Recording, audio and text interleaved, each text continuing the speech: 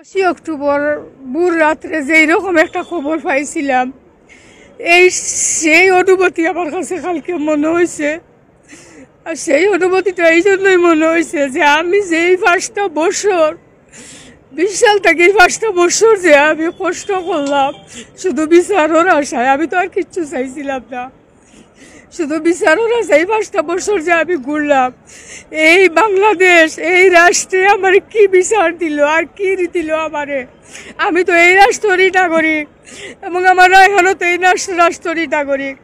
আর এই রাষ্ট্রের মধ্যেই তো আইন, আদালত, জেল, হাজত সব কিছুই তো। প্রথমে তো ওই 6 জন আসামির মধ্যে প্যারিস এদের নুমান পলাতক এরা ধরা ছোঁয়ার বাইরে 2022 সালও হাসান রে জামিন দেওয়া হয়েছে। হাসান পলাতক ফ্রান্স গেছে কি। এই হাসানের সাথে সহযোগিতা সব সময় আকবর, হারুনুর রশিদ, টিটুচন্দ্র এরার যোগাযোগ, যার কারণে আমি জানতাম না হারুন আর টিটুচন্দ্র যে বেল পাইছে, আমি জানতাম না। আমি বৃহস্পতিবারে আমি আইসি কোর্ট আইয়া যখন শুনিয়ে আমি আমার আইনজীবীরে জানাইছি, আমি আমার পিপি সাহেবরে জানাইছি। তখন তাই কৈছেন এটা জামিন হয়েছে, আবার যখন 3 তারিখ হইব তখন দেখা যাইব, এখনও তো রায় হয়েছে না। আর আকবর জামিন হইতো না কোনো সময়, আকবর হইল 1 নম্বর আসামি। চলা অবস্থায় সাজাপ্রাপ্ত আসামিরা কিভাবে তারা বেল পায়, জামিন পায়, আমি তো এটা কোনো আলামতে এটা বুঝতে পারছি না, কোনো আমলও একটা শুনছি না। এখন আমার একটাই অনুরোধ, এই যে হাইকোর্টে তারা জামিন দিলা, প্রথমে তারা আকবরে কিন্তু ধরতে পারে নাই। 1 মাস পর আকবরের ডোনা সীমান্ত তাকে ধরা হয়েছে, আমাদের ফরিদুদ্দিনের মাধ্যমে ধরা হয়েছে। এখন সেই আর ফরিদুদ্দিনও নাই। আর এখন যে আকবর গেছে পলাইয়া, সে তো আমার মনে হয় সে তো পলাইছে আর আসবে না। তাইলে সে যদি আসে না, এই আমার কোর্টে এই আমার আসামিরা যে 4জনের মধ্যে 4 জনই পলাতক আর 1 জন শুধু আছেন। এই যে যারা পলাতক হয়েছে এরা তো আর আসবে করে আমার তো মনে হয় না।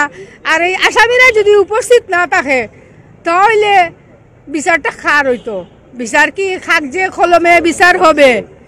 বিচার কি খাকজে কলমে বিচার হবে? তে খাকজে কলমে যদি বিচারই হবে তাহলে জেল কেন, কোর্ট কেন, আদালত কেন জানি না। তবে আমি আজকে আর একটা খবর শুনছি, আজকে জামিন লওয়ার আশিক এলাহির হাইকোর্টও, যাতে আশিক এলাহিরও যেন জামিনটা না হয়, জামিনটা বাতিল হয়, এইটাই আমি অনুরোধ করব। সরকারের কাছে বিশেষভাবে অনুরোধ করব যাতে আকবর আমাদের দেশের বাইরে যেতে না পারে সেদিকে দৃষ্টি রাখার জন্য। আকবর যদি বাংলাদেশের বাইরে চলে যায়, রায়হানে যদি সঠিক বিচার না হয়, পরিষ্কার কথাবার্তা, এই সিলেটের মানুষ অতীতে যেভাবে ছিল আমাদের সাথে, আবারও আমরা একত্রিত হয়ে এই সিলেটে আন্দোলন গড়ে তুলব এবং এর সঠিক বিচার ইনশাআল্লাহ আদায় করবই আমরা। এসআই আকবর হোসেন ভূঁইয়া তার জামিনটা হয়েছে মহামান্য হাইকোর্ট থেকে। আমরা এখানে এই আদালতে মহামান্য হাইকোর্টের আদেশটা এসেছে গত 10 তারিখে। 10 তারিখে আসার পর মহামান্য হাইকোর্ট এই আদালতকে বলেছেন, জেলা বিজ্ঞ মহানগর দায়রা জজ আদালতকে বলেছেন একটা ডাইরেকশন দিয়ে যে সে এই কোর্টে একটা বেইল বন্ড ফার্নিশ করবে, করার পর তাকে জামিনে মুক্তি দেওয়া হোক।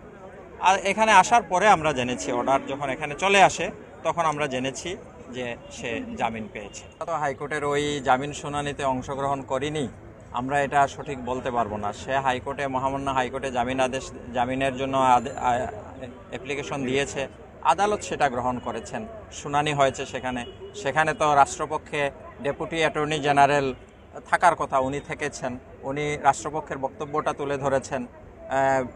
আসামি পক্ষ হয়তো মহামান্য হাইকোর্টকে কনভিন্স করে তারপরে জামিন পেয়েছে শুনানি অন্তে।